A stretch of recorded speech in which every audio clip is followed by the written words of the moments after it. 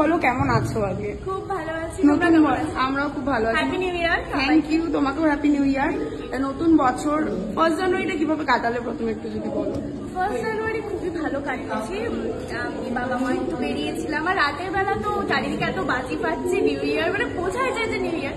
আর তার সাথে একটু একটু টেনশন হচ্ছে, বিকজ আমার এইচএস বোর্ড সামনে, তো ওটার একটু প্যালপিটেশন আছে ভেতরে। বাট হ্যাঁ, new year is new year, তো ভালো লেগেছে।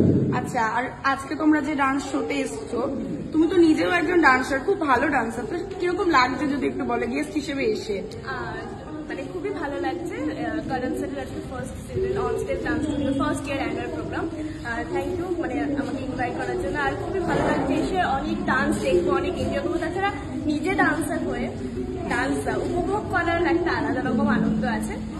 আর তাই নাচটা কি ছোটবেলা থেকেই করতে, মানে একদম ছোট্ট থেকে? হ্যাঁ, না একদম ছোট বলতে 7 বছর বয়স থেকে ছোটই বলা যায়। হ্যাঁ, মানে ডান্সটা ওটা আমার প্রথম ভালোবাসা, ওটা আমার রক্ত ডান্স। তো সেই জন্য একটা ডান্সের প্রোগ্রামে আসা আমার কাছে খুব বড় ব্যাপার, এবং আমি আশা করি আজকে আমি খুবই ভালো এনজয় করবো।